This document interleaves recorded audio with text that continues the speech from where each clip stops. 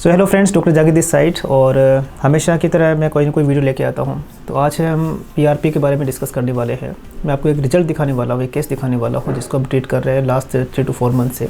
Mail pattern baldness हमेशा ही challenging होता है किसी भी डॉक्टर के लिए, क्योंकि हम सब जानते हैं कि एक बार अगर आपके हेयर लॉस हो चुके हैं तो उसको फिर वापस रिकवर करना बड़ा ही मुश्किल होता है। तो hair building is like a body building.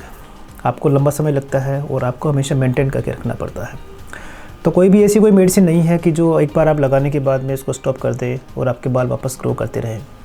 हमें ग्रो करने के लिए उसको मेडिसिन को यूज़ करते रहना पड़ेगा। ओके, यही इसका ट्रीटमेंट है। और बात करें कि what is the ideal medicine for the hair growth in the male pattern baldness, so there is no ideal medicine for that. We have to use something in combination. Okay, ताकि हमें कुछ effect हमें medicine से लेना पड़ेगा, कुछ effect हमें therapy से लेना पड़ेगा और अल्टीमेटली हम कुछ एक स्टेज तक आपके हेयर को ग्रो करा पाते हैं। तो आज का केस जो हमें डिस्कस करने वाला हूँ उसमें हमने कॉम्बिनेशन थेरेपी दिया है, no doubt topical therapy plus PRP therapy and mesotherapy. Okay, तो केस का जो अर्ली स्टेज था वो इस तरह का था। You can C over here, आप आई थिंक पिक्चर में भी देख पा रहे हैं। तो इनका जो मेन एरिया था वो था front area and middle area. Even crown part काफ़ी ठीक था।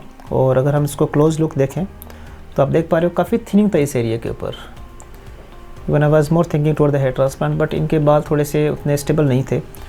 तो स्टेबिलिटी के लिए फिर हमने इनको मेडिसिन्स और पीआरपी देना शुरू किया। और आज का स्टेज ये वाला है। सो यू कैन से कि थिनिंग इज़ ऑल्सो इम्प्रूव्ड और ग्रोथ भी काफ़ी अच्छी हो रही है।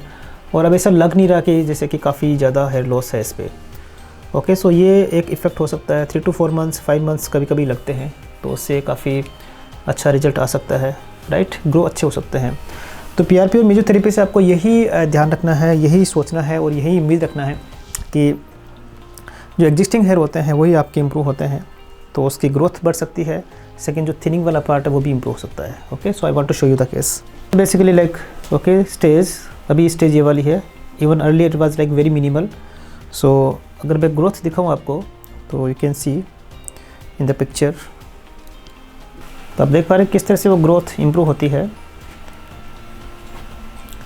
सो कुछ ऐसे एरियाज हैं जो कि ब्लड वाले एरिया, क्योंकि अभी हमने पीआरपी किया इनका, थिनिंग काफ़ी इम्प्रूव हुई है इनकी और काफ़ी अच्छा ग्रोथ हुआ है।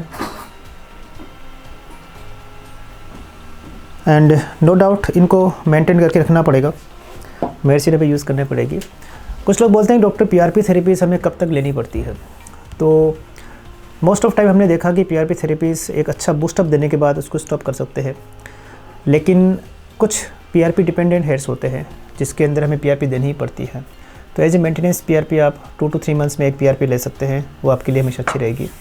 लेकिन ग्रोथ को बनाए रखना बहुत ज़रूरी है। तो मेडिसिन का सबसे पहला रोल है, ओके, नहीं कि पीआरपी का।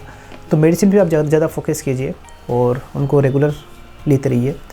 और नो डाउट मेडिसिन से भी ऐसे नहीं लेना आपको, you have to be discuss with your doctors. So ये था हेयर ग्रोथ के बारे में। So any question you can ask me over here, I will try my best reply on that. Thank you so much for watching the video.